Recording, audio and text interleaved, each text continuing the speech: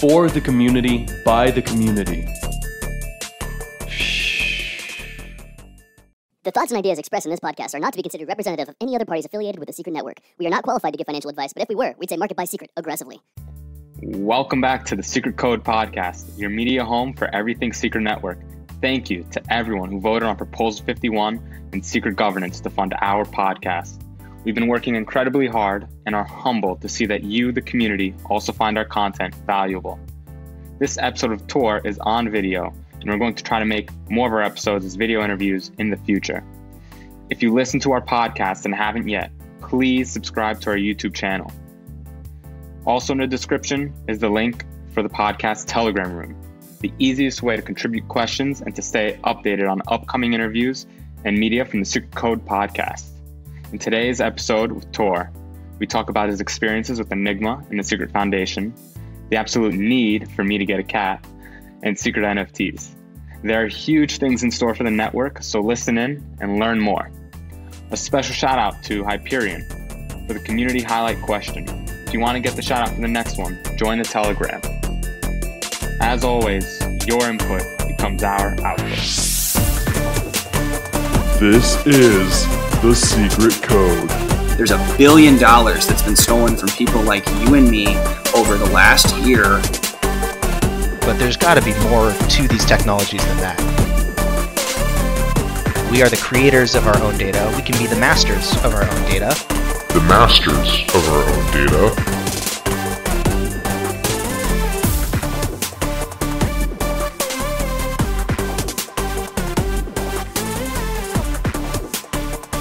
Welcome back to the Secret Code Podcast. I'm your host, Eric Wiseman, joined with co-host Paul Manexis. Hello, everyone. Glad to be here for another episode. And today we have a very special guest, Tor Bair, the face of Secret Network for the last quite a few years. Tor, welcome to the show. Thank you. I'm a face, but the body of Secret Network is all of us. Oh, it's all about the body. No, you've been a wonderful face, a wonderful voice. I've personally loved your podcasts and followed a lot of the awareness stuff that you've done in our ecosystem and in others. So it really is an honor to have you on the show, man. Thanks for being here. It's my pleasure this time. Nice. For the community, because we hear so much about you talking about other people and talk about the network, let's hear a little bit about you. How would you describe yourself? These days?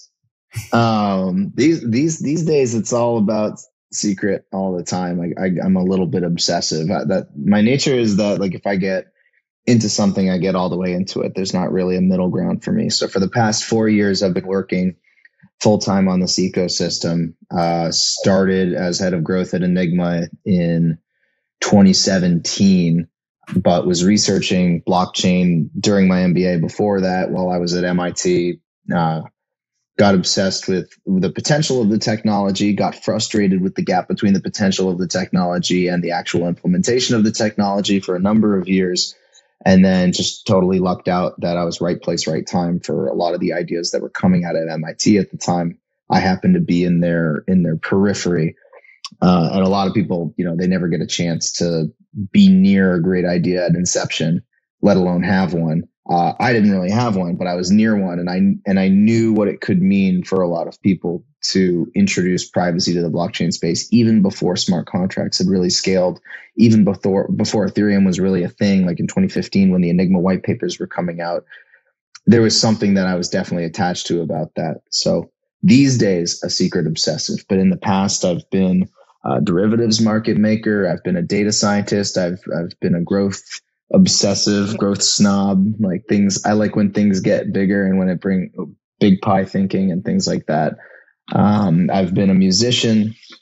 I've been a writer. I've been an actor. I've been a lot of things, honestly, but none of them make me feel like I'm using every part of myself more than secret. And I'm also a cat owner. So if anybody's watching on video, you just saw my 1 or 2 cats walk into the frame. They come with me to like 90% of my podcast, because if I'm talking, they have to be within 3 feet of me. Hey, kitty. I've got 3 cats. We found out in our last episode that Paul doesn't have cats. Hold up. I think I have something for this very situation. I love cats, bro. I saved that sound bit from the last episode because I loved it so much, because Arya out of nowhere just started bringing up cats. I'm like, I'm a cat guy. All right. So our cat ecosystem is growing strong, and Paul is going to be on his way out, honestly. Really disappointed in Paul. Whoa. Wow. I'm sorry. I mean, like, I'm on Eric's side. Sorry, man. You got to get one.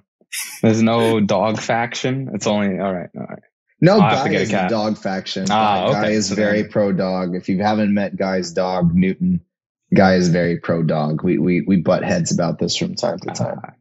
We're probably going to have to fork our way out then. It's the only way. That's great to hear that from you. I mean, picking up, if you guys haven't heard Tor's old podcast, Decentralize This, and then Sharing Secrets after the rebrand, I'm always hoping you bring them back. I loved them as a listener, and it was absolutely inspiration for me actually getting involved in doing this show. But if people in the audience have listened to those, then you picked up bits about Tor in the past, about the musician, about the other careers and whatnot, and that's been fun. But what unique characteristics do you think would like specifically describe you? Like, how would you want to be described to your great grandchildren as a way that they could like connect to you? Oh, damn. Yeah. I guess if we're talking about like generational traits, then you don't want to focus necessarily on what you're building or what you've accomplished. Like I do try to have a mindset approach to things. So you want to be thinking about things the right way, and you want to be letting your actions kind of follow from coming from the right place. And that's part of why I am an obsessive, because when I'm obsessed with something and completely focused on it and completely immersed in it, I don't find myself sort of split between different perspectives. It's just a lot easier to work on that one thing. So I wrote a blog actually a few years ago where I tried to talk about my approach to things. And I said that there were really three things that you need to focus on. Like people say like health, wealth, relationships, and that kind of stuff. And to me, those are all like lagging indicators of having a proper approach. So I said that the three things you actually have to care about are the truth, the time, and tenacity. And truth is just, you always have to be honest with yourself and everybody around you about their intentions, about your own intentions, about the reality of the ecosystem. Like I'm a realist. I try to take what the crypto universe gives me. I don't try to wish it to be a different way. Crypto is messy and unpredictable. So I like to think of myself as somebody who's always focused on finding the truth of a situation and not trying to fight it, but improve it. The time piece is you should commit as much time as possible to staying in that mindset. It's okay to slip, and get obsessed with something for a little while that isn't the truth, but it's always in the service of getting back on the path of what is actually the truth of the situation, the truth of the universe that we find ourselves in, specifically crypto, but maybe larger than that. Like you can't get too distracted for too long of time, or you sort of lose that. And then the tenacity piece is just when you get knocked off course, getting back onto that. So I would hope that future generations, such as they are, I don't know if I'm going to have any, but we'll see. If I have future generations, then I would hope that they thought of myself as somebody who always sought the truth, was always tenacious about it, and put as much of themselves into it on a time basis. And all I can hope is that turns into great things, especially for Secret, because I don't think I'm the only one in our ecosystem who operates like that. I think we've got a lot of amazing people in our ecosystem who operate exactly the same way, which is why we've gotten to where we are. I like that. Truth, time, and tenacity. Nice little alliterative sack there. I'll put them together in a nice little tea bag. And Tor. Don't forget Tor. The fourth T. That is a great answer. I'd love to have a full podcast just talking to you about those concepts from a philosophical perspective. You mentioned I'm available. You mentioned getting into the crypto, you doing your own research during your MBA at MIT, kind of being in the right place at the right time. Mm-hmm. So you began your research 2015-ish, and that's when you got into cryptocurrency? Yeah, 2015-ish is when I got into the technology side of it, but I had been tangential to Bitcoin in like 2013 because my first career was options trading, and options traders, I've said it on other podcasts, we're just volatility junkies. We like when things happen. Regular stock traders, like a lot of them are arbitrageurs. As an arbitrageur, you always want things to get back to normal. As an options trader, you want shit to go crazy. Like you benefit when the world's on fire or when nobody knows what's happening. That's when the cost of options, the cost of insurance goes up, and the cost of knowledge goes up because the value of that knowledge is so high. So I liked when things were wacky, and Bitcoin was definitely at that time one of the most volatile assets in the world, both up and down. That's what got my attention on Bitcoin initially. But I didn't really think of it as a technology, I'll be honest, until 2015. Before that, it was just like a really cool speculative asset class that if I could trade profitably, I would. I didn't, so I didn't.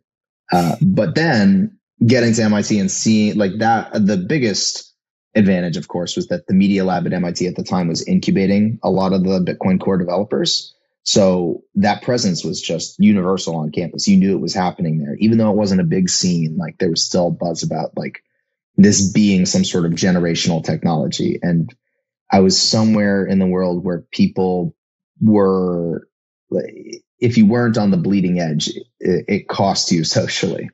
And I feel like pretty much anywhere else, like even down the river at that safety school in Cambridge, H something, if you were not trying to be an investment banker or a consultant, then you were doing something really stupid. Like the whole reason you wanted Harvard or HBS on your resume was so that you wouldn't have to care what people thought of you for the rest of your life. And the MIT ethos was a lot more attractive. It was like the translation from the Latin is like minds and hands. You can think about stuff a lot, but you just gotta go and do it. And that's where people were doing Bitcoin, not just, writing case studies or whatever. So my contribution to the whole thing was doing some MBA research on the use of blockchain for digital rights management. I didn't go and have the time to code an entire platform for it, but I did get to interview the people who were trying to do it and evaluate their approaches. And I got to see, and compile it in like a nice 50 slide deck at the time to say, this is probably 5 years out, everybody's conclusion. But at least I got a lot of knowledge in there to say why it was 5 years out. I thought it was 5 years out before people would start solving the problem. Turns out 5 years later, we already have platforms like Audius that have like decentralized music streaming and things like that. You've got people like Blau raising money to build like decentralized music royalties platforms. Like I was too bearish on like how human ingenuity and the desire for people to solve hard problems, right? So that's how long I've been thinking about blockchain as a technology. But now for the first time, it does feel like we do have the potential to solve real world problems, not just, fun speculation games. Like this is getting real, for better or worse. Yeah, it was cool hearing Ronil Rumberg from Audius on your podcast on sharing, what's that? Oh yeah. Centralize This, episode 32. I'm not a junkie. But yeah, and he was, and he met me in New York just a week ago. We're recording this about a week after Masari Mainnet 2021. So Ronil came by the booth. He's got a nice spanking new privacy hat now. Nice. All just right. Like this one. I love it. So you touched base on kind of how you got involved with Enigma.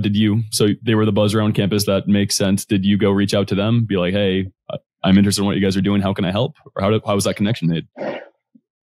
The connection initially with what was going on with Enigma was just that Guy, the founder of Enigma, was one of the teachers of that blockchain course, the first blockchain course that I took. It was the first blockchain course taught at MIT. So obviously I cut my MBA classes so I could go do something with all of the undergrads who ran laps around all of us, like the MBA types in that room. But they were like CS majors, CS masters, just like in the room, setting up wallets, looking at elliptical curve cryptography. And I'm just like, okay, it took a bit to catch up. And I caught up as much as I needed to. I just thought like looking at this room full of nerds, and I mean, I say that as a massive, massive nerd, but just a different kind of nerd. But like looking at this room thinking like I need to be able to contribute to these kinds of thinkers and these kinds of people in a way where I'm not spending the next 5 years trying to catch up to what they kind of already intuitively do. How can we make real world applications out of this technology, right? That's what we were supposed to be in the room to do. So I tried to do it to the best of my ability. And what was going on there at the time with Enigma was different from what was going on elsewhere. There were other programs around the country that were trying to do blockchain courses, blockchain instruction, like Princeton. But Enigma was research that was being done at the Media Lab, and those white papers came out at the Media Lab. So Guy was able to present a little bit of his work in that course. And not only was he thinking about the current state of blockchains, and not only was he anticipating the problems with blockchains, he was anticipating potential solutions for those problems before there was even demand for them. And the reason he was doing that is because he knew it was about 4 to 5 years away from reaching the point where this technology could be developed. It would take that long on the R&D. And that seemed to line up exactly when anybody was going to recognize this as a problem that was going to be impacting real world use cases. So it was right place, right time for me. But I feel like the real foresight here really did lie with Guy in those initial papers. And that's why those initial papers have like a couple thousand citations now. It's because he was ahead of his time. So now everything is sort of downstream from that. That's just one of the aspects that was like good fortune for me. I didn't have to seek it out. It sort of came to me through that class. The only thing I'll take credit for is signing up for that class and not oversleeping on the day you're supposed to register. That was nice. Although I probably would have been able to go anyway, because a lot of people bailed on that class. It was pretty hard. I don't even think my grade was that good, but I got a lot out of it, obviously, regardless. Fair enough. How do you feel about being so early in terms of ideation, about being so far ahead of the curve? I mean, just listening to your podcast and doing my own research on NFTs in 2018, 2019 and whatnot, I'm like, oh yeah, that's cool that it's going to be used for art or whatnot, but this could be every movie, every baseball game ticket. Like they're literally infinite applications. And now it's 2021 and people are hitting me up like, hey, have you heard about NFTs? I'm like, you guys are recognizing them as art. You guys are so far behind. Yeah. I mean, I don't feel I've never really felt cutting edge because I feel like I'm always around people who are even more cutting edge than me. So I'm just always catching up. But then I forget that like 99.99% of the world is not as obsessive. So they are on the outside kind of looking in on this stuff or just completely looking past it. So I have complex feelings about it. On the one hand, I'm not an investor, right? I'm a builder. I only benefit to the extent that the things I build get adoption. So I can be ahead of the curve. I can be visionary about a lot of things that I'll never ever touch or not really invest in. And I can be right, but it won't like benefit me necessarily. And I won't necessarily be able to help those people other than giving them exposure on a podcast that's like on indefinite hiatus. So it can be really frustrating to have access to all these incredible thinkers, know that they're on completely the right track, know that they're going to absolutely crush it, but not really know how to contribute, not how to create the value or even how to bring value back. Things are a little bit different now, though. So now I think my emotions are a lot less complex and just strictly positive, because now with the application ecosystem on Secret emerging, anybody who comes to me with an idea like that, I already see how it's going to be improved by integrating native or programmable privacy into the application they want to do. They've got a brilliant new idea for how like an NFT is going to function for, like you brought up tickets, right? Obviously build that on Secret Network, obviously have something embedded in the private metadata, obviously do something in tandem with like the teams in our ecosystem that are already developing secret NFT use cases with interoperability. And before, like 3 years ago, when it was just a podcast, and I was like, that's a really great idea. Let's keep talking about it. It's frustrating to just be on the cutting edge, but not yet being able to actually make the cut. And now I know my place in that whole system and I know how to enable people. And I do see a lot of people who are coming in fresh into the crypto space with really incredible ideas, not knowing how to execute. And finally, I feel like with the Secret ecosystem, we have a way to help those builders. And so I don't feel early anymore. I feel like we're right on time, which is the most exciting feeling that anybody can have in the crypto space, is to actually be at the right place in the right time, not 4 years late, not 4 years early. It is a lot more grounding to feel like you're living in the present. Absolutely. I mean, a podcast like mine, which instead of like yours, you talk to people in all kinds of ecosystems. I'm specifically focused towards like internally for Secret Network and whatnot. And this really couldn't have been possible 2-3 years ago, because it still would have been ideas like, oh, we can do this, we can do that. And now I get to talk to Fartles and talk to Ultramail and all the stuff that's real life happening. And I get to go beta test it and it's all awesome. So I have children in real life, at least at this time, but what's part of your brainchild is coming to life. And you absolutely have contributed quite a bit to it. So I hope that I have a weird condition where I simultaneously oversell and undersell everything, right? So like you tell me I had a lot to do with this and I'm just going to be like, all I did was enable a bunch of really smart people. But then I'm going to get on stage at a conference and I'm going to be like, and you know what I did next? And you just got to, because when you have that kind of people, for better or worse, right? They associate the people in the network with the value of the network. And I try to be a good face for the network by not being too humble about what the network means and what it can enable.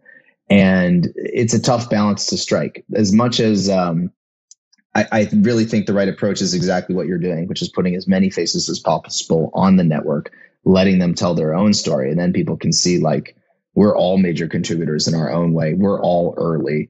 And we're going to be doing the same podcast in 5 years with like every person involved being totally different, but it's going to completely feel fresh. And we're going to be talking about like those early episodes of Secret Code and like all that stuff. And like anybody who's here now is going to be seen the same way. Like, it's not going to be like some of us were earlier than others. It's like, we were all early. We all believed in this. And, we're all going to reap the benefits of having been able to say we helped build this community. We helped build this network to what it is. At this point, if somebody got into Bitcoin in 2009 or 2012, 2013, they're still considered early adopters. I would consider anybody who did it before 2021 an early adopter. Exactly. I got at in this stage, honestly. Now it might be. Yeah. Now I've had a full cycle and people consider me earlier now. And then all the people who are new in 2020, 2021, in a couple of years, you're going to have all your friends coming to you asking you about it. So learn as much as you can, get involved, listen to podcasts, watch YouTube videos. Absolutely. I can't wait to do this again in 5 years. I'm sure I'll have you on before then though. Oh yeah. I should hope so. So you mentioned you started out with Enigma. You got your position as the head of growth. You ran your podcast, you worked with them. Then we ended up transitioning to the Secret Network and you started the Secret Foundation. You want to talk me through what it was like starting that, what got you that idea and what the foundation is? Yeah. And again, here's another example of something that like I can't take credit for an idea. It just became about execution and what it was going to mean for the ecosystem. The truth of the ecosystem at that time is that it was rapidly evolving and it was rapidly decentralizing. When I was with Enigma, it was a very centralized ecosystem, for better or worse, around the development efforts of a single company. And that had consequences.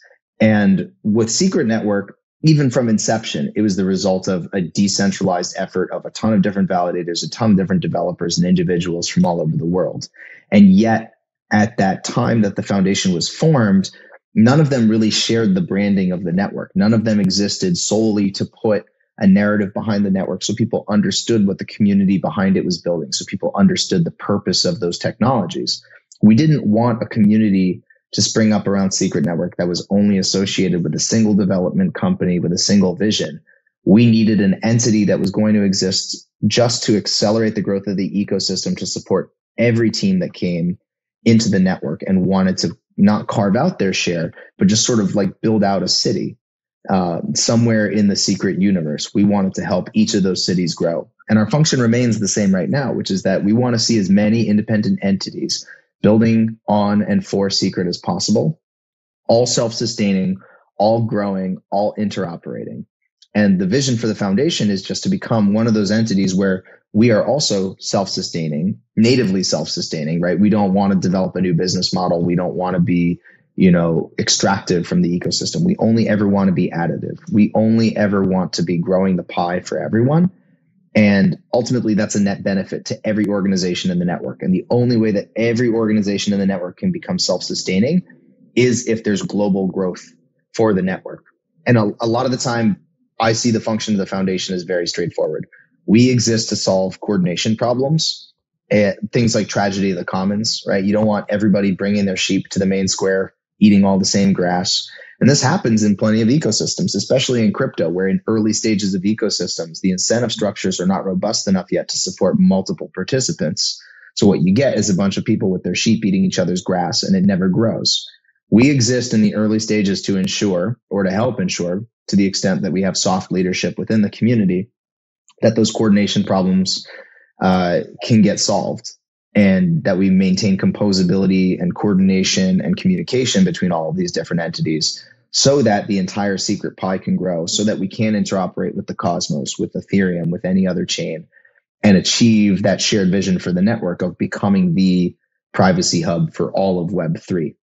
And it does matter that we have a single organization that exists solely to espouse that vision and not a profit motive and not be reliant on validator income.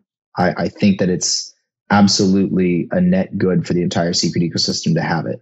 But I will not take credit for the idea, because the idea actually came from the community itself and from a number of contributors, including Ian from Secret Nodes, who came up with the idea that a foundation needed to and should and could exist. Then it was just a question about like, what form should it take? How should it operate, and things like that. And I don't think we're done answering that question. Obviously, the foundation has only been around really and taking funding from the chain for about a year now.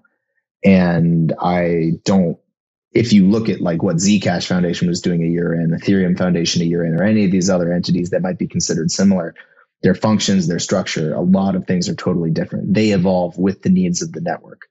I would say we just want Secret Foundation to evolve similarly with the needs of the network. We grow as it grows.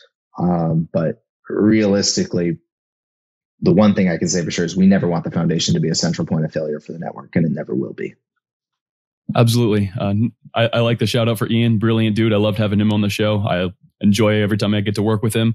And I think you're absolutely right. We need to be decentralized enough to incentivize growth and centralized enough to incentivize drive and to create proper incentive structures for it. Issues with really decentralized communities is it's hard to coordinate. Multiple people can be building the same thing and not collaborating. And the tooling might not come into existence. So I think you guys at the foundation are doing a wonderful job. Thank you guys. You guys funded the SNAC, the Secret Network Action Campaign that got this podcast started, and we've loved it. And it's grown bigger and faster than we had expected. And it's absolutely realizing our hopes, and we're going to keep growing. We're going to keep adding new stuff. And it's wonderful. Killer. We're not fighting for bigger pieces of one small pie. We're fighting to grow the pie. Working with Secret Swap and CeFi, I'm fielding lots of questions like, hey, is Sienna a competitor? Like, I had Monty on the show. He's awesome. We love Sienna. We hope Sienna succeeds and is absolutely wonderful. We hope Secret Swap succeeds and is wonderful. They're going to grow. They're going to adopt and adapt and work together. The ecosystem is going to grow. We're not fighting amongst ourselves. We're fighting for privacy in Web3. We have a massive advantage in that sense. Because we have an ethos as an ecosystem, and there's plenty of L1 ecosystems where, because there isn't a shared ethos, because there isn't sort of a shared mission, they are internally competitive and they're externally competitive. Most L1s they're differentiated on some niche aspect of the technology that doesn't have much to do with an ethos, right? Just because something's more scalable, just because something is slightly faster, these things are nice, but they don't really tell you what is different in the value proposition of the network from an ethos perspective. And I would say every single person in the Secret community who's been an early adopter, to some extent, some stronger than others, have this idea of a privacy ethos, this idea that somehow privacy will be essential to the sustainability of Web3, to the growth of Web3, to the democratization of Web3. Like, privacy is a pillar. And knowing what we stand for as an ecosystem beyond the foundation, right? You have a North Star to come back to that isn't an organization, but it's a cause. And if something on the network is not furthering that cause, it's easier to say, this is not contributing to the cause of privacy in Web3 than it is to say, you're competing with me and you don't have to. It's easier to say we have two companies that are going to contribute more to the cause of privacy by collaborating than we are trying to go head to head and have some sort of, liquidity fight. Right? When what we're really trying to say is most of the liquidity in Web3 needs to be privacy first in order to protect users or solve critical issues like front running, right? Sienna, Secret Swap are partners in that mission, and they're going to evolve in different directions. And they're not going to, their initial roadmap might look similar, but both sides are incentivized to grow in different directions simultaneously. And they're incentivized to cooperate with entities like Shade, with the Silk stablecoin. All of this makes total sense in retrospect, but you have to understand that these type of relationships only work not just because of the wonderful people involved in each of these organizations, but because as an ecosystem and as a core technology that involves privacy, that enables that ethos, we were already set up for that success in ways that other L1s like an Avalanche or an Algorand or whatever, where it's always going to be much more centralized around a central organization that is forced to steward an ecosystem that otherwise will fall apart because there is this internal competitive ethos. That is a massive advantage that is very difficult to quantify, but when you're a part of it, feels very tangible. I mean, Carter speaks about it very well as well. So, I mean, the more we can have people in our ecosystem who can tell the story, the better it is. I don't scale infinitely, guys. I would love to have more people in our ecosystem like you and like Carter, not only effectively working on behalf of the cause of privacy, but being able to scale that narrative. Like narratives and memes move faster than technology. That's one of the fundamental laws of crypto and beyond. So I think if we get people to adopt the narrative of privacy and especially programs like secret agents and all these nascent things in our ecosystem that are going to be incredibly powerful as it grows and scales because they compound, that's really exciting to me because that'll always move faster than the tech. We all have to be patient with tech, especially privacy tech, security tech, where, better safe than sorry so much of the time. But the narrative can scale, and we need it to scale to everybody in Web3. And we're competing against memes of speculation that historically scale incredibly well. Like everybody wants to get rich faster. Everybody wants to risk less to win more. And privacy kind of sits at a different center of the narrative meme ecosystem, not in opposition, but sort of, orthogonal to what's happening. And I really do believe that by putting privacy on a hat and putting your ethos front and center, you identify very actively people with those ethos and you let them know in the crypto space, you have the opportunity to build your entire identity towards defending an ethos instead of defending a portfolio. Not a lot of people are selling that, but we are. Yeah. About 3 years ago, I had my Enigma ambassador interview, and I'd been up for 48 hours, and my family had been through a bunch of stuff, but I stayed up and I got to meet you for the first time and somebody else. And you're like, well, what do you have to offer? I'm like, I can't code, but I want to be a part of something that's going to be bigger than I am. I want to be able to look back in a generation or two and tell my kids that, hey, you see that was important in development for humanity. I was a part of it. And 3 years later, it's happening, and I'm solidifying my role, and it's awesome and it's rewarding. So we are offering more. That's extrinsic motivation. We are offering t-shirts. We are offering. We've got it all. Come on down. I got a question for you. Let's look into the viewing key. The question isn't why do you have to make one on Secret Network? The question is why don't you everywhere else?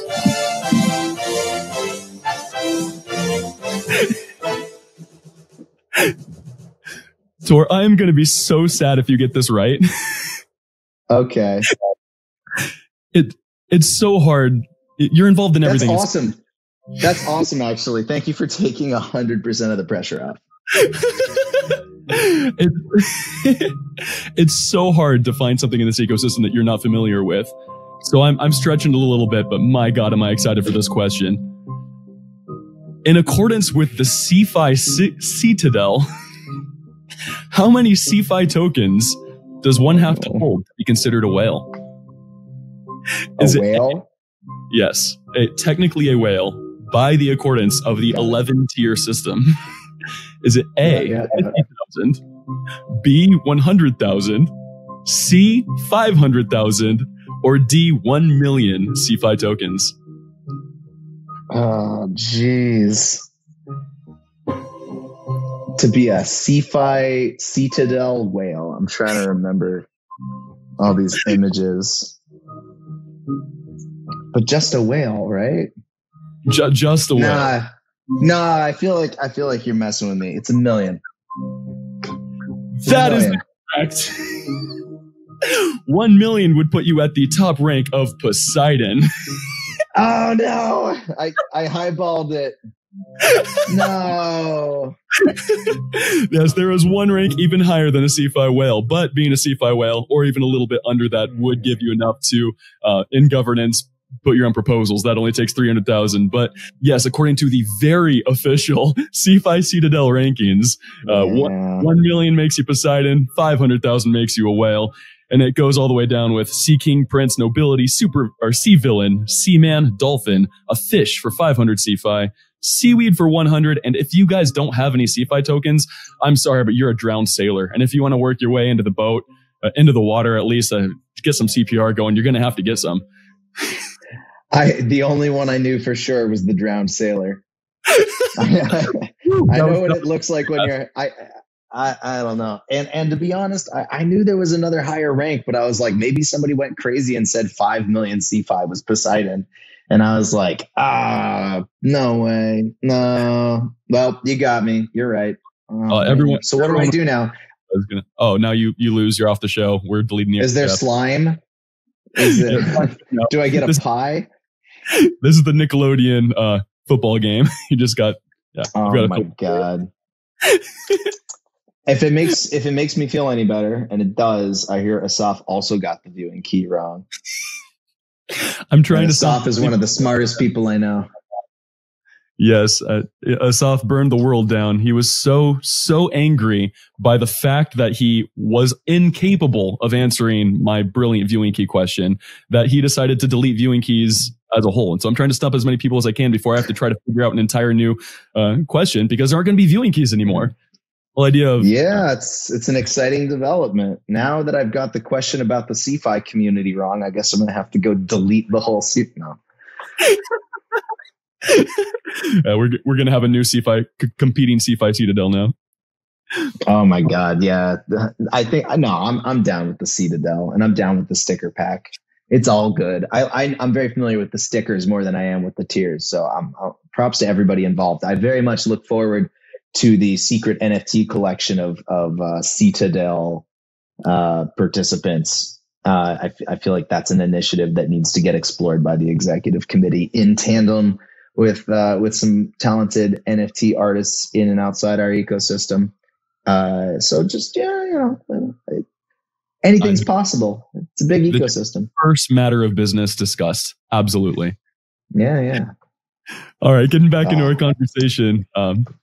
What do you think? What next steps do you think need to take place for Secret to really get that full mainstream exposure that it deserves and we all think is going to come? Good question. I have a principle for working in the crypto space. This isn't Secret specific. It sort of happens at every level of the crypto stack, whether you're an L1 or whether you're an application or anything else, right? There are two states of existence. You are either the hottest shit in the world, or you're dead. So generally speaking, the way that growth works is you can only be the hottest shit in the world maximum like 10% of the time. So 90% of the time you're dead. And if you go back in recent history with Secret, we were the hottest shit on earth. Like, that February to May period, all of Web3 was on fire. Everyone was super excited about stuff. Everyone was mooning, people were using Secret Swap for the first time, getting really excited about all this stuff. And then the whole market went into a huge ice age. And then we had this very chilly summer, not this hot DeFi summer, but more 50% crypto correction summer, where in a matter of 48 hours, half the market cap just got sliced. And other communities where they're not as resilient, right? This was the 8th or 9th thing that had happened to this ecosystem. But, other communities where you don't have something in the middle, like the ethos in the middle, other communities where, you actually think the price has something to do with the long-term potential of the technology or the growth of its ecosystem, right? There were some existential moments, and I'm sure some teams exit scammed, and I'm sure some people quit crypto forever and they missed the whole NFT boom as a result. That was inevitable. It happens every cycle. It happens midway through every cycle, not just at the end. There's always that washout period. So, Secret right now, people are like, what's it going to take to reach that next level of adoption? I could sit here and tell you absolutely nothing needs to change, right? On paper, you look at everything that's happening in the Secret ecosystem. Applications are booming.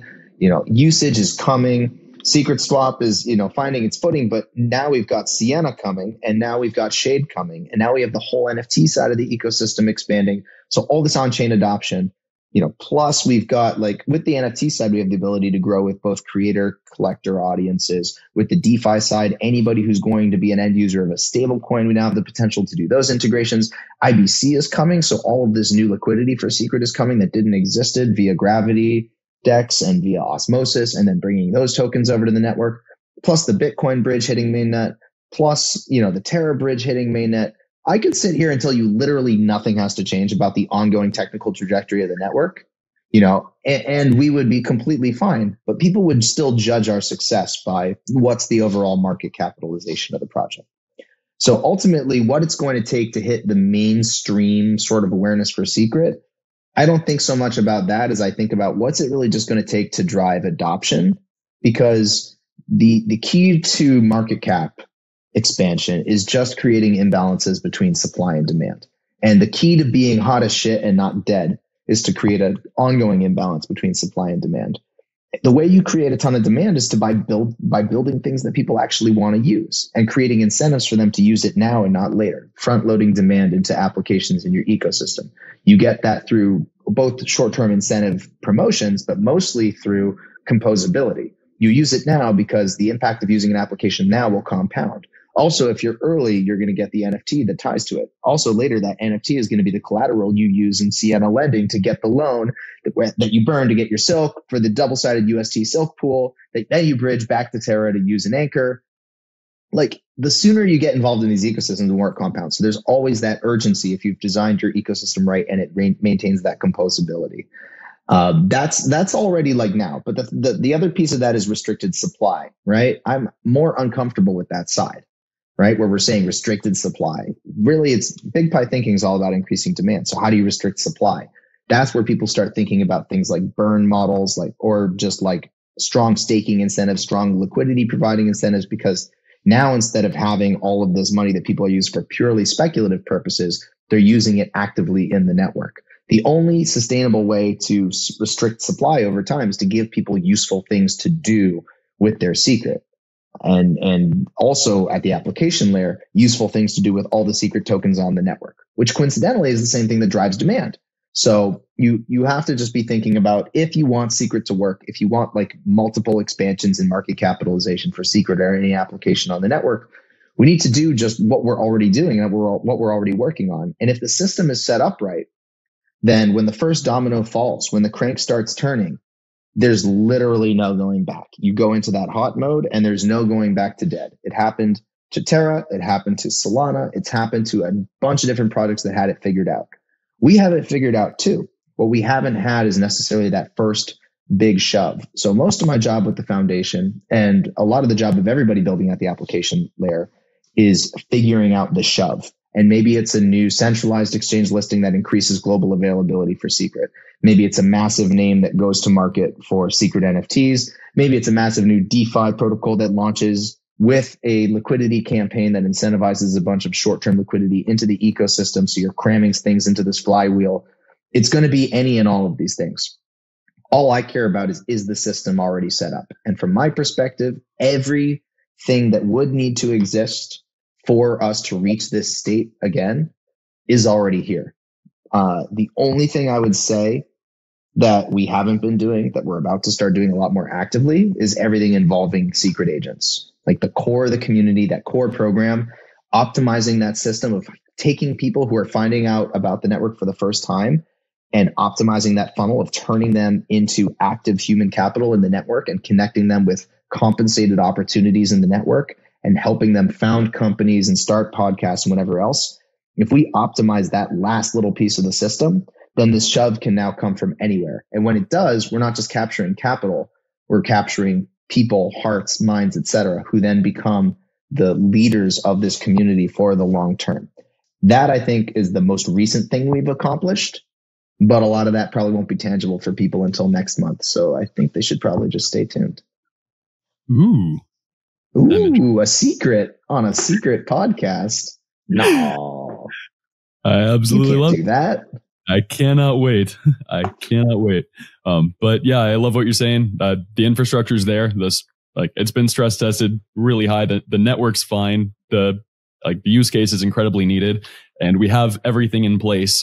The one thing we're going to have to get ready for is scaling the human capital. And I think the secret agent program, getting that set up and that infrastructure ready, the funding's there. Like, we're going to be ready. We're just going to have a whole bunch of people coming in, and we're got to be ready to efficiently equip them and resource them. And yeah, I love people. That makes one of us. Nah, I didn't say which. Oh, yeah. You know who I love? Who? Oh, I have my volume down. Damn it. Wait for it. I love cats, bro. There it is. Cats are the best kind of people. Cats are the best kind of people. Absolutely. They have all the same terrible incentive and lies that people do, but they're so much cuddlier. right. Oh my gosh. Speaking about NFTs, they're a hot topic in crypto. You've talked about them forever on your podcast since way before they were mainstream and just art. And I understand from a music background, I enjoy music and whatnot as well, as in playing, not just, I listen to music, bro. But cool. Yeah. So you interviewed Ronil Runberg from Audius, Marguerite de Courcelles. That's actually my favorite episode of yours. Mine too.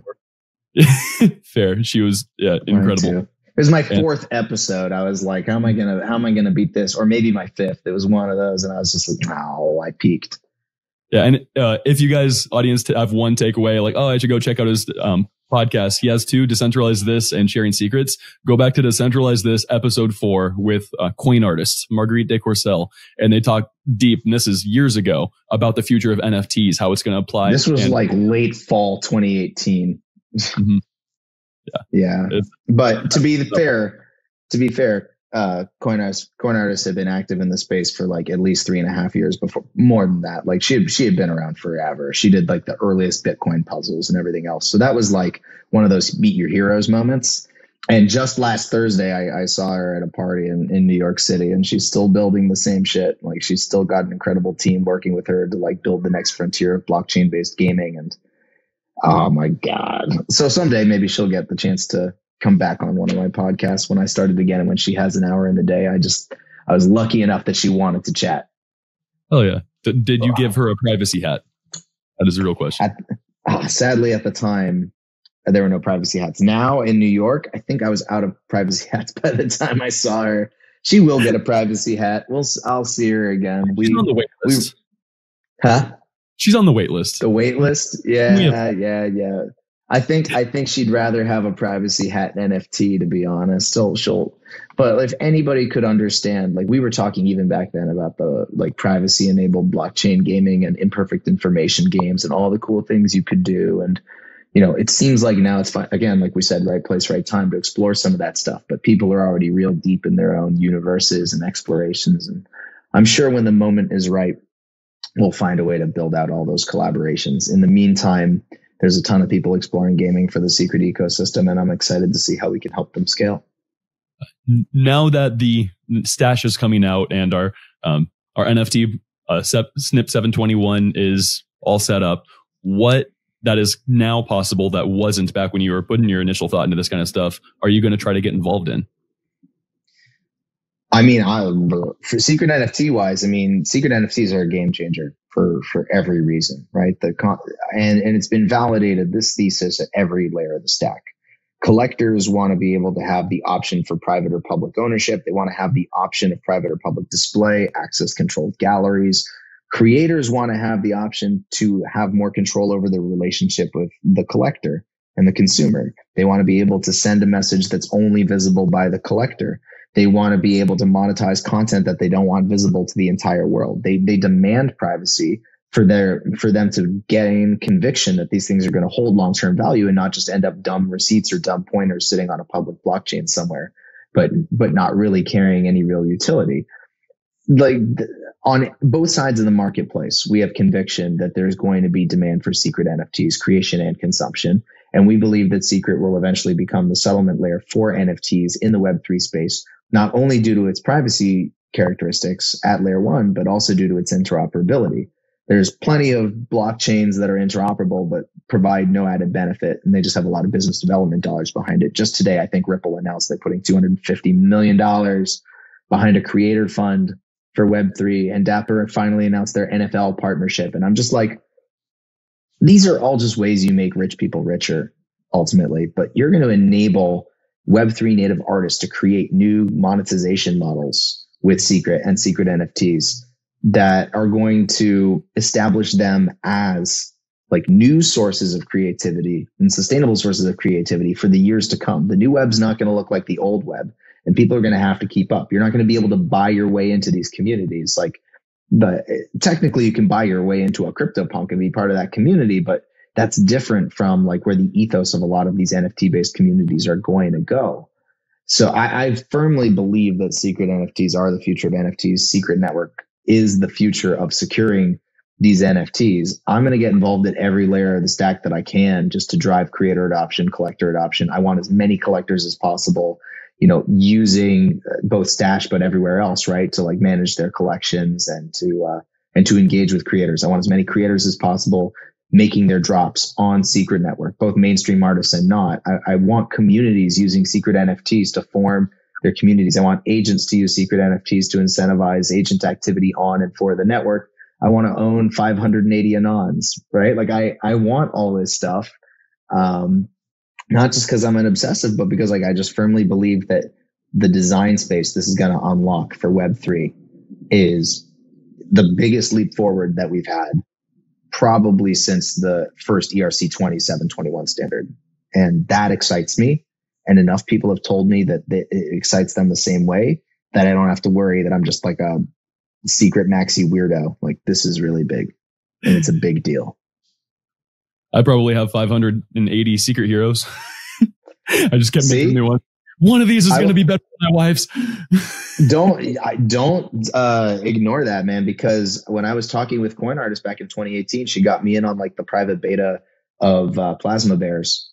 And if I had had more time in the day, I would have been all knee deep in Plasma Bears. And those things are starting to go for some serious cash and full collections now. I'd probably be like hoarding them like crazy. I wouldn't be trying to flip them, but like stuff from that era, right? Like things that were ethos driven, things that were cool before they were cool. Like I really think that there's a very strong argument to be made that if you've got some of the first NFTs that were ever minted on a network that has a chance to become the settlement layer of Web3 NFTs in perpetuity, those are going to have cultural value because of their firstness, like punks, but they're also going to be built on a network that's best prepared to create sustainable value. So you've got the first NFTs on a network that can best sustain the value. That sounds pretty good. Somebody's going to have to go fight Eric for his heroes, man. Or he's going to lap all of you. He's going to be doing the next Bored Ape stuff, and they're going to be knocking on the windows, like pressing their faces against the glass like orphans watching bread bake, and he's going to be like, "Nah, sorry, should have been a hero." They're all just C5 villains. Yeah, for sure. They're all a bunch of drowned sailors, my man. Mm-hmm. I've got a first of a new segment we're going to be doing, and that's a community highlight. The top question from our Telegram group, which I'll attach to this episode. We're going to try to expand that a bit. We've had a Telegram group. We've been announcing it and talking about it a little bit in the outros of our podcast, which nobody really listens to, and that's what made it so special. But in order of getting more community involvement, we're broadcasting a little bit more, but we know who's there. And today's question comes from user Hyperion, who's been a very active and awesome community member. And his question for you is, if you got to send one Twitter DM to SEC chair Gary Gensler and he will read it, what would you say or ask? Oh my gosh. And he's gonna read it? Well, fun fact, right? Like Gary Gensler was at MIT while I was at MIT. So there was no need to slide into anybody's DMs. You just kind of like walk into his office and you would kind of speak what's on your mind. And he is an intelligent guy, and I don't really know what the SEC is going to be looking for going forward in the blockchain space. Nobody does. I'm not going to sit here and speculate, and I'm certainly not going to pretend like he's going to listen to me if I'm in his DMs. I think I would ask him if he wants an Anon. That is A plus. I would try to sell him. Well, honestly, the one thing I would actually be putting on his platter, right, is like when you're the SEC and you're a hammer, everything looks like a nail. You look around the crypto ecosystem and you see a bunch of money launderers or you see a bunch of securities issuers. Like that is what you do, and that's not really surprising to any of us. And they get funded based on how well they're actually like enforcing, in theory, around only our ecosystem, but like GameStop, AMC, whatever. So rather than trying to fight that incentive alignment, right, and try to convince the SEC it shouldn't care about things that it's incentivized to care about, I would just want to show him the side of the ecosystem, the side of Web3 that's just empowering people, like the investors that the SEC purportedly protects. You want to show how they're being empowered by these same technologies, not because you're just giving them permissionless money, but you're enabling them to self-organize in ways that are going to be so unbelievably beneficial to global economies, because we're now taking away those bottlenecks of self-organization and we're allowing people to really set their own destiny. I do believe that somebody like Gary is not, like people say Goldman Gary. I don't buy that. Like, I feel like, if you want to be Goldman Gary, you go work at Goldman. But so I think he understands this, but he probably doesn't have it come across his desk that there's these unbelievable NFT communities, that there's these incredible artists, that this is empowering people. So I have that's my justification for why I'd try to get him to get whitelisted for an anon. But I think it would just be cool to have him just see something for 1 second that didn't look like a nail. And maybe we just make one special for him. I like it. Let's make him an anon that's like literally just holding Thor's hammer or something.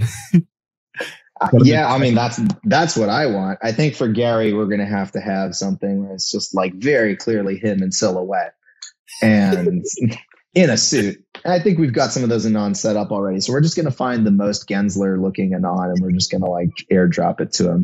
And we're going to, and when anons are selling for like 200K secret on the open market, we're going to tell him he's got a taxable event. Yep. That's awesome. All right. We're going to put a probe into him. I love it. So one thing I've really enjoyed doing this podcast is finding out people's kind of behind the scenes story. It's like, I loved hearing live on my show that Darren knew you from Ultimate Frisbee and then start getting up in the ego without telling you. Like, I thought that was absolutely great. Having listened to all of your episodes of your podcast, what are some behind the scenes stories or exceptional guests and memorable moments that you recall and speak to you? I mean, my guests are a mix of like people I got to talk to before they were cool and people who were already cool when I talked to them. So the ones that I enjoyed the most was everybody before they kind of like made it, which is why it was so fun to talk to Roniel before Audius scaled, just because I was obsessed with the music use case.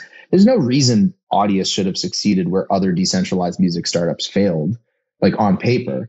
Like maybe they were right place, right time, but like ultimately what it came down to was just incredible execution by their team and exceptional leadership by him. So just getting to shoot the shit was great. I think though, my favorite stuff that I got to talk like behind the scenes was I did one of the sharing secrets after the reboot episodes with RAC, who's doing a ton of his own stuff now in the NFT and music side of the space. So getting to hear his story and shoot the shit in the background and me kind of telling him like, like once we were off air, I was just like, man, I'm obsessed with this. Like, you're going to do this with your community. This is awesome. Like, it's like if I had more time in the day, like I would just like set up some sort of a non-account and I would start messing around in these other ecosystems. Like I would do some music. I would do it. And he just like kind of said like, you should. Yeah. And I said, okay. So for all you guys know, I do have an Anon account out there who's already doing this stuff, and I'm not going to tell you. So, but if I do, it's because Rat told me to do it because Andre said I should.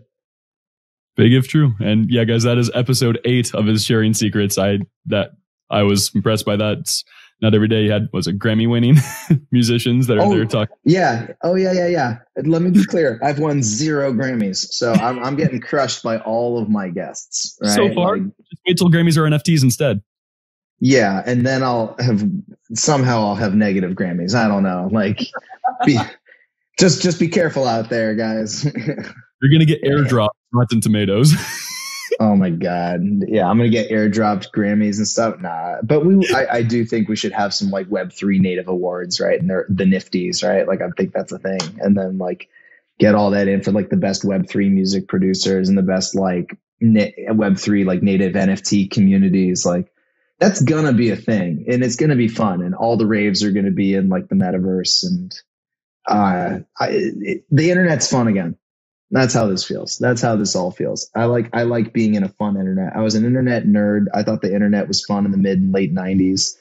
Now it's fun again. It's not just Facebook. It's fun. It's all about Facebook farms and sending requests to all your friends and stuff. Oh, God. Yeah, I don't care about your fucking turnips. Like, let me have my secret heroes, dude. Oh, and we're so early, right? We're all so early. Like Axie Infinity is going to be like our Neopets. Like this is just getting started. Just getting started. We have no idea what's going to happen. So all I'd say is if you're in college aged listening to this and you're wondering whether like looking into like blockchain and gaming and NFTs and stuff like that, if that can be a career, I would say literally stop everything else that you're doing and just obsess over this, because even if it doesn't work out, you're certainly going to have more fun doing it. And there's a chance it could work out huge. So life's too short to not have fun with what you work on. So we're almost done here, and I got to ask you, one of the reasons I did really get involved in Enigma and Secret Network early on is because I'm like, oh, MIT. And everyone's like, oh, yeah, MIT. That sounds like they're brilliant. And I'm like, they sound like card counters. I know you're a big poker player. You ever go cards? I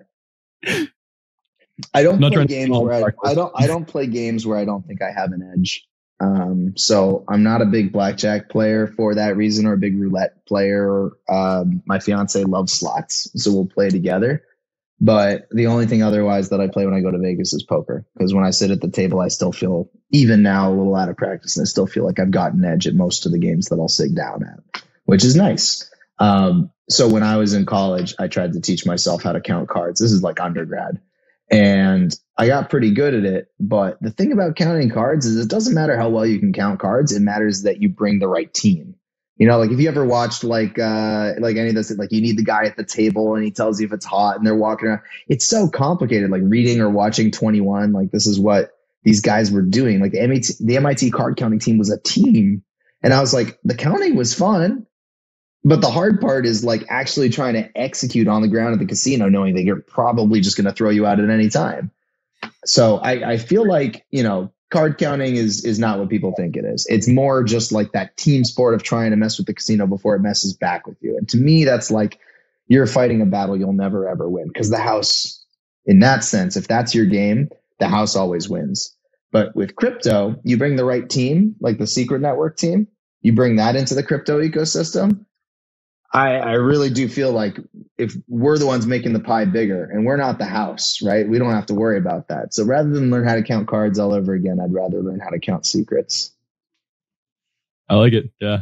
Counting cards is expensive. A lot of people don't know that. And I tried getting teams rolling, and I ended up not trusting or getting along well. Like people weren't good enough at it. So I just mostly did it independently. But yeah, it was a lot of drama. It was a lot of time away from the family. And so I got into crypto trading. I was good at it and okay. And however good you are at trading, it's hard to replicate the amount of yield you can get if you get into DeFi and start liquidity providing on Secret Swap. And if you do enough research, you can optimize your time as well as your finances well enough. And so no more counting cards for me, at least right now, but it's fun. Don't play against the house. Be the house. I might have some announcements on that eventually coming up too. So. Secrets on a secret podcast. Say it ain't so. Oh yeah. But I can't wait till there are poker apps where you got a lot of competent poker players in here. I can't wait till we have some tournaments. I'm more of a tournament guy.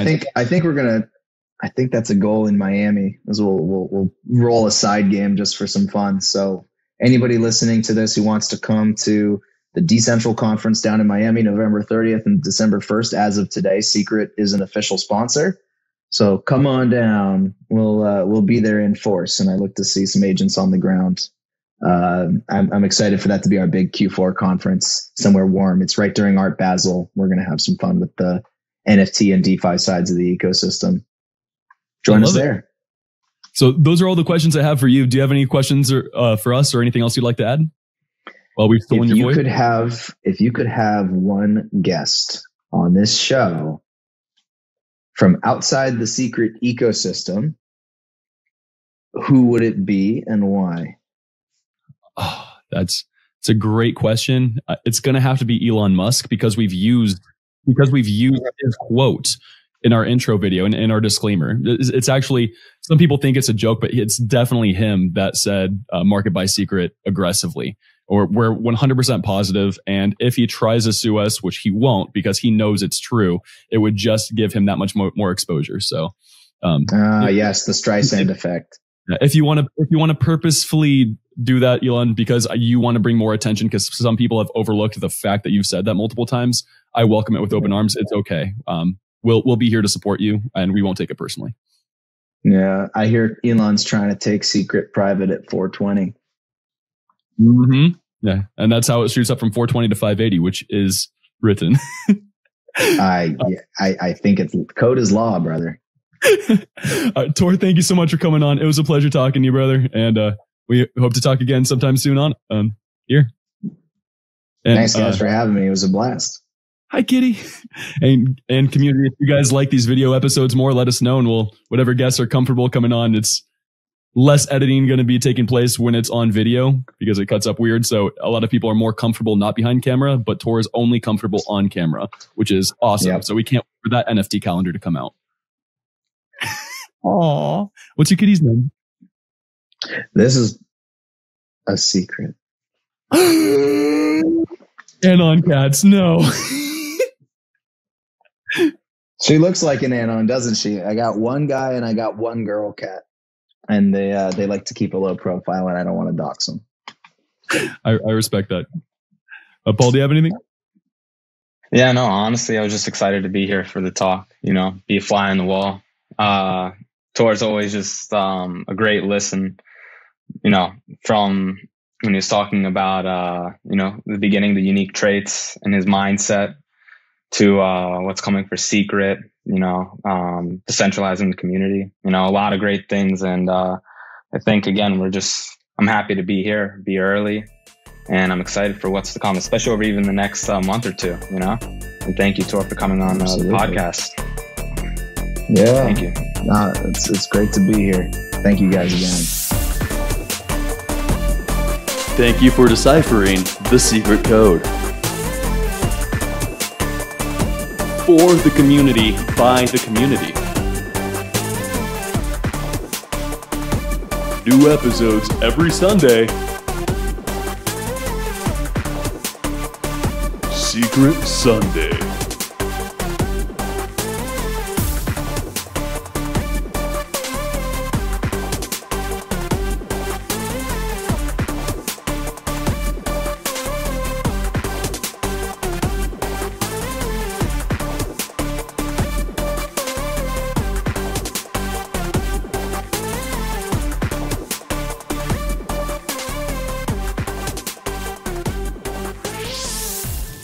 Thank you guys for listening in on our conversation.